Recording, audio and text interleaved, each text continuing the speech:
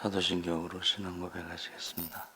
전능하사 천지를 만드신 하나님 아버지를 내가 믿사오며 그 외아들 우리 주 예수 그리스도를 믿사오니 이는 성령으로 잉태하사 통정녀 마리아에게 나시고 본디오 빌라도에게 고난을 받으사 십자가에 못 박혀 죽으시고 장사한 지 사흘 만에 죽은 자 가운데서 다시 살아나시며 하늘에 오르사 전능하신 하나님 우편에 앉아 계시다가 저희로서 산 자와 죽은 자를 심판하러 오시리라.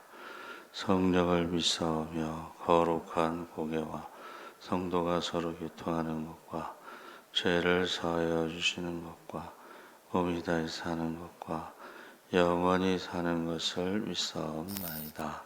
아멘.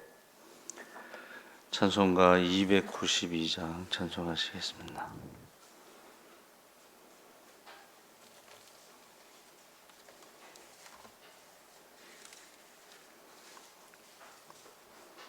찬송가 292장 찬송하시겠습니다. 주 없이 살 수 없네 죄인의 구주여 그 귀한 보배 피로 날 구속하소서. 구주의 사랑으로 흘리신 보혈이 내 소망 나의 위로 내 영광 됩니다. 주 없이 살 수 없네 나 혼자 못 서리. 힘없고 부족하며 지혜도 없도다. 내 주는 나의 생명 또 나의 힘이라. 주님을 의지하여 지혜를 얻으리. 주 없이 살 수 없네 내 주는 아시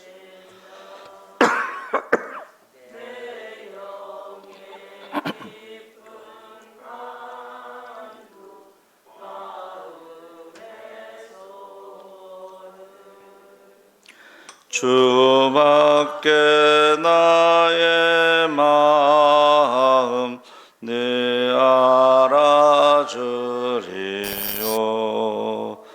내 마음 위로하사 평온케 하시네.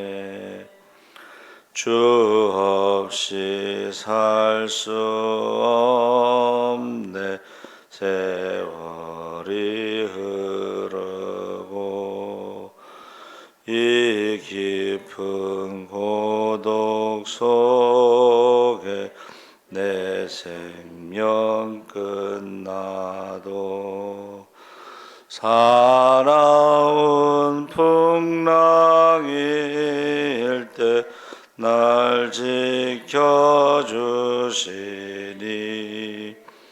내 곁에 계신 주님 늘 힘이 됩니다. 아멘. 하나님 말씀은 시편 103편 13절에서 19절까지 말씀을 보겠습니다. 구약성경 877쪽에 있습니다.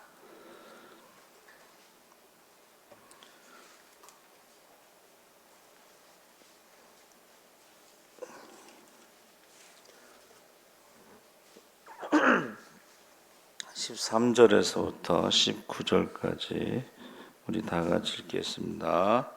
아버지가 자식을 긍휼히 여긴같이 여호와께서는 자기를 경외하는 자를 긍휼히 여기시나니 이는 그가 우리의 체질을 아시며 우리가 단지 먼지뿐임을 기억하심이로다. 인생은 그날이 풀과 같으며 그 영화가 들의 꽃과 같도다. 그것은 바람이 지나가면 없어지나니 그 있던 자리도 다시 알지 못하거니와 여호와의 인자하심은 자기를 경외하는 자에게 영원부터 영원까지 이르며 그의 의는 자손의 자손에게 이르리니 곧 그의 언약을 지키고 그의 법도를 기억하여 행하는 자에게로다. 여호와께서 그의 보좌를 하늘에 세우시고 그의 왕권으로 만유를 다스리시도다. 아멘. 할렐루야. 네, 좋은 아침입니다. 잘 오셨습니다. 감사합니다. 부활 후 하나님에 대해서 주일날 말씀을 나눴고 월요일 날은 인간에 대해서 말씀을 나누려고 합니다. 사람의 기원은 하나님의 창조 사역의 절정이고 최고의 산물이고 관심의 대상입니다. 그래서 성경에서 사람은 중요한 중심적 위치에 있고 하나님과의 관계에서 사람이 무엇인지를 바로 아는 것은 구속의 진리를 올바로 이해하는 데 매우 중요합니다. 근데 사람의 기원에 대해서 언제부터인가는 말하지 않고 있는데 그냥 태초라고만 했죠. 그 태초라는 말은 이제 시작이라는 뜻인데 영국의 어설 대감독이라는 사람이 1650년에서 1654년 사이에 성경 연대표를 출판했습니다. 우리가 이제 연대기 성경이라는 거 아시죠? 성경이 지금 우리가 가지고 있는 거는 시간 순서대로 돼 있는 게 아니고 그 시간 순서대로 성경을 이제 이렇게 출판한 것을 우리가 연대기 성경이라고 그러죠. 그래서 성경의 연대기 그것을 연대표를 출간했는데 그 족보 있죠. 족보를 가지고 이제 계산해서 아담의 창조를 주전 4004년 오전 10시다 이렇게 발표를 했어요. 근데 이제 그거는 족보에 나오는 나이를 계산해서 그렇게 나오고 또 하나님이 창조를 6일 동안 하시고 제 7일에 안식하셨는데 베드로가 말한 1000년이 하루 같고 하루가 1000년 같다. 그래서 인류 역사를 7년으로 보고 계산한 것으로 보고 있습니다. 그래서 안식일까지 포함하면 이제 뭐 7000년인데 어떤 사람들은 이제 7500년으로 계산하기도 하는데 이것이 이제 세대주의라고 하는 신학입니다. 그러니까는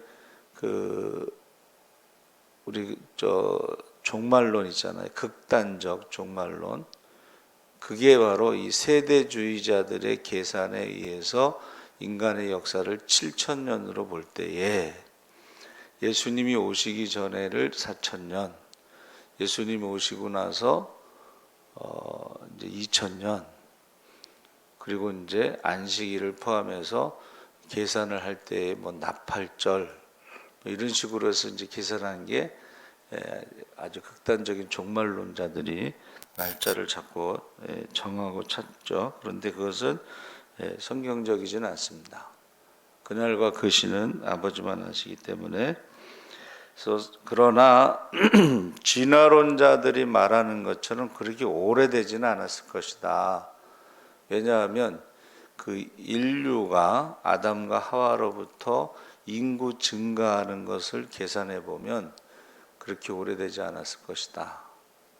아담과 하와로부터 지금 세계 인구가 78억이라고 하는데 계산해 보면 그렇게 오래되지 않았을 것이다. 그리고 진화론자들이 주장하는 탄소 측정법은 몇 달 전에 먹은 뼈다귀를 묻어놨다가 측정해도 몇 억 년이 나올 수가 있어요. 이건 오류가 심합니다. 화산이 폭발했는데 그 화산재를 계산해 보면 그렇게 진화론자들이 주장하는 탄소 측정법하고 안 맞는다는 거예요. 자, 사람의 구성 요소에 대해서 우리가 아담을 흙으로 지으셨을 때에 그 코에 생기를 넣었다. 그 생기를 이제 우리가 영혼이라고 이제 부르죠. 근데 사람이 죄를 지으면서 하나님의 영이 떠나죠. 생기가. 그래서 사람이 육체가 됨이라. 그래서 육체가 되면서 수명이 이제 120세로 말씀하시는데 육체와 영혼 해서 이분법이라고 해서 두 개로 나누는 경우도 있고 성경에 또 삼분법이라고 그래서 그 데살로니가전서 5장 23절에 평강의 하나님이 친히 너희로 온전히 거룩하게 하시고 너희 온 영과 혼과 몸이 우리 주 예수 그리스도 강림하실 때까지 흠없이 보존되기를 원한다.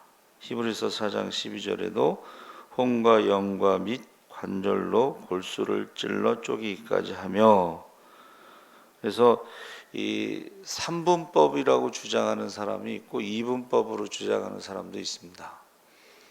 근데 이제 성경에 나와 있다는 거죠.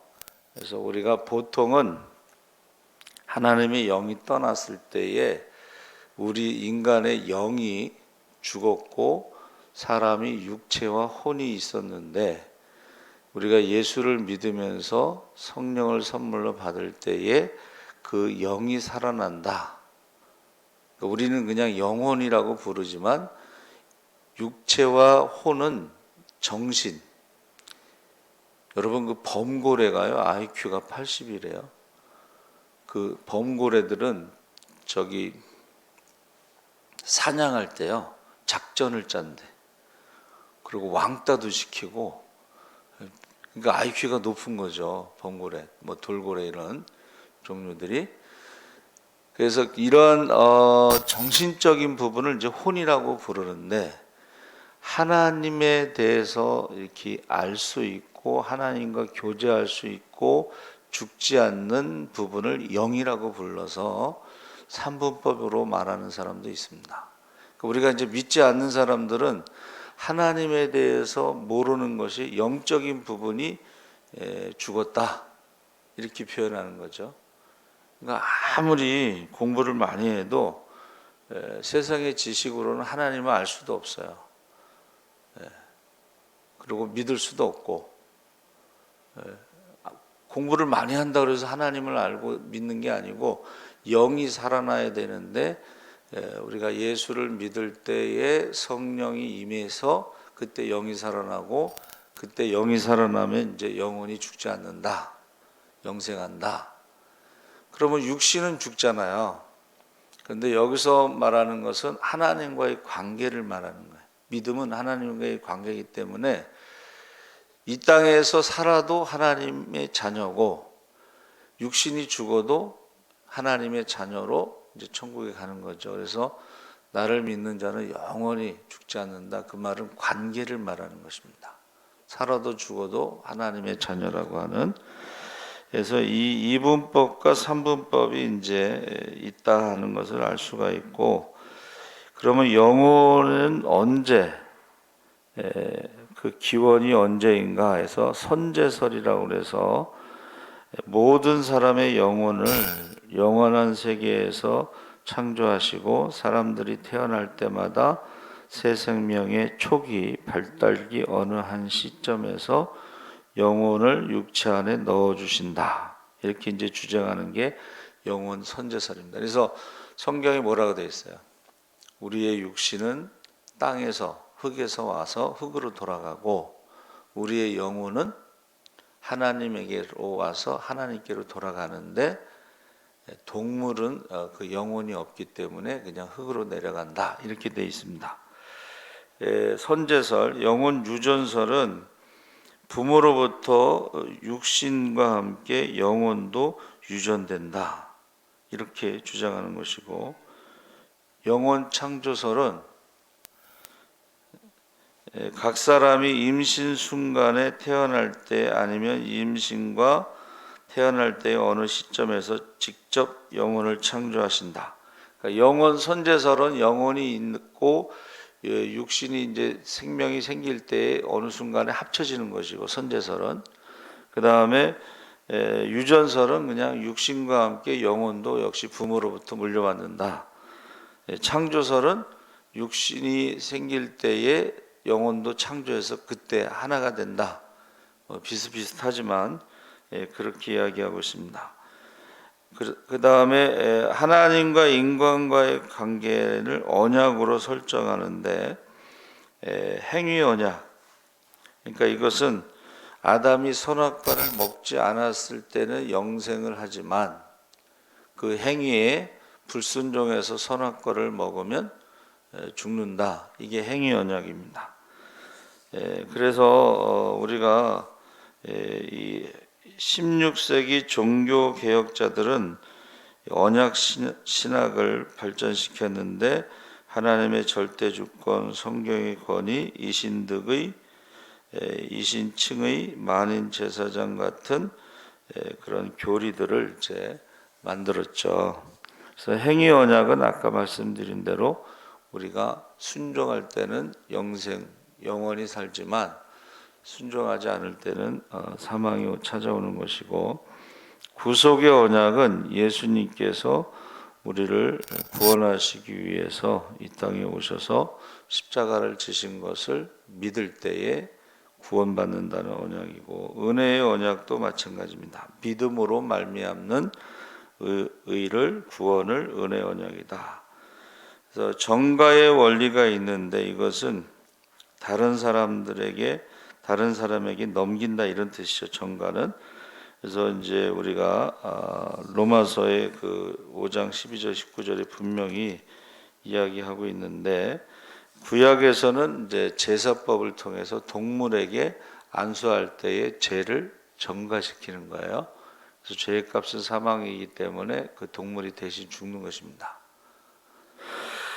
죄의 정가, 그 로마서 5장 12절에 아담 한 사람의 범죄로 말미암아 죄가 세상에 들어왔으며 아담의 본성이 부패성이 그의 후손들에게 전가된다. 그러니까 이제 아담의 DNA, 죄의 유전성을 말하는 것입니다. 근데 이것을 이제 우리가 세상 사람들은 결혼할 때에 그 집안에 무슨 병이 있나 이런 거 따지죠. 그것처럼 아담의 그 DNA를 받고 태어난 사람들은 모두가 그 죄성을 가지고 있다. 그런데 이제 메시아는 여자의 후손으로 오시기 때문에 아담의 죄성이 없이 흠 없이 태어나셔서 화목 제물이 될 수가 있었죠. 제물은 흠이 없어야 되는 거죠.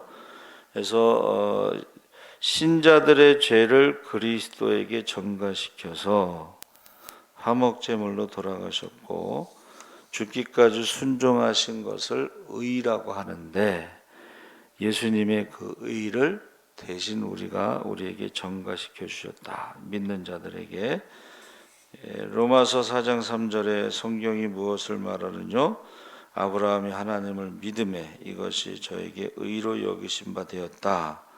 그러니까 모세의 율법 이전에는 믿음으로 의롭다함을 받았다 하는 것입니다. 그러니까 우리는 율법 이전에 아브라함이 믿음으로 의롭다함을 받은 것을 우리도 똑같이 예수님의 십자가의 대속을 믿음으로 의롭다함을 입는다 하는 것이죠. 이게 종교 개혁자들의 가장 큰 이슈죠. 이신득의.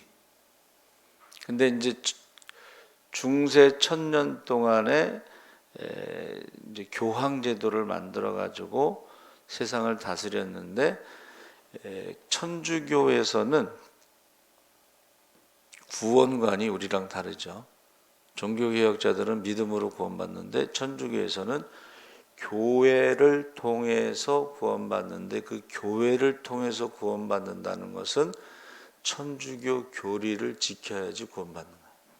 천주교에서 구원의 교리는 믿음 플러스 선행입니다.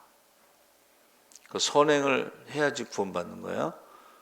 그래가지고 그 사람들은 그 장례식 때에 자기네 그 천주교의 신자가 아니더라도 와서 장례식장에 와서 기도문을 읽어요. 그 기도문을 읽는 게 선행이에요. 그래서 구원받는 거예요. 그래서 다수의 수다라고 하는 그 프로그램에서 이제 스님하고 조계종 스님, 천주교 신부님, 그리고 원불교 뭐 그분하고 개신교 목사님하고 이제 수다를 떠는 거죠. 근데 이제 다시 태어나도 그 길을 가겠느냐는 질문을 했는데 천주교 신부님이 뭐라 그랬냐면 나는 착하게 살았기 때문에 다시 태어날 일이 없다. 자기는 이제 천국에 간다. 이런 말이에요. 착하게 살기 때문에. 천주교 신부의 입에서 착하게 살기 때문에 천국에 간다 그런 거예요. 그럼 신자들도 그런 생각을 가지고 있는 거예요. 구원관이 우리랑 틀려요. 근데 문제는 착하게 살아도 죄를 지면 벌을 받죠. 그러니까 우리가 이 세상의 법도 착하게 살더라도 죄를 지으면 벌을 받습니다. 그래서 이 죄 문제를 해결하지 않으면 천국에 들어갈 수 없다는 것이 이제 기독교의 구원관이죠. 그래서 이 사람이라고 하는 단어가 구약에는 아담이 사람이란 뜻인데 그 아담이 아담아라고 하는 붉은 흙이라는 뜻이에요.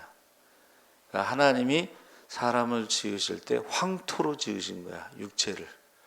사람이 흙에 가까워야지 건강해지는 거예요. 흙에 가까워야지.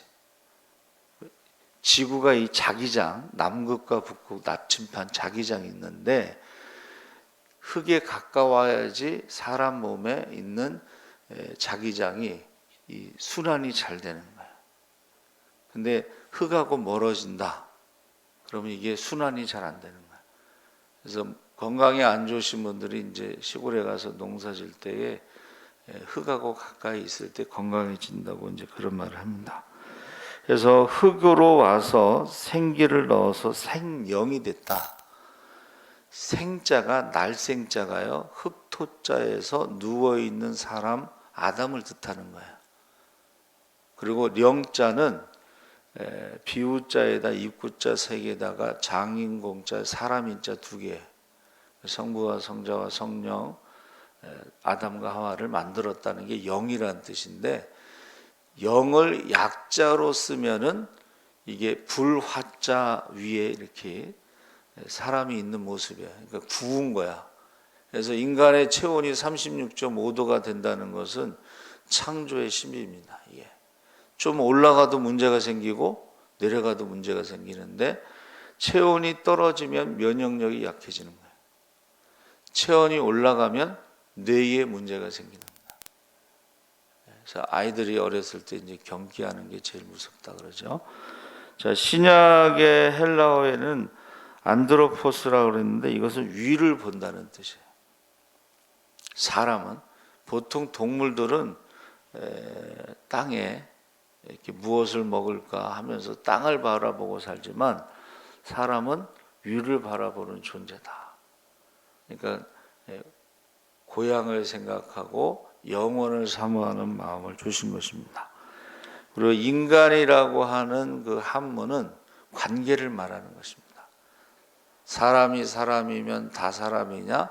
사람이 사람다워야지 사람이지.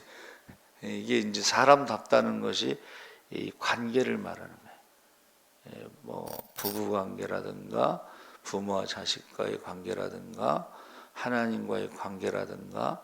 그래서 하나님과의 관계를 믿음이라고 부르고 이웃과의 관계를 우리가 이제 사랑이라고 부르는 거죠. 그래서 말과 혀로만 사랑하지 말고 행함과 진실함으로 하자 그랬습니다.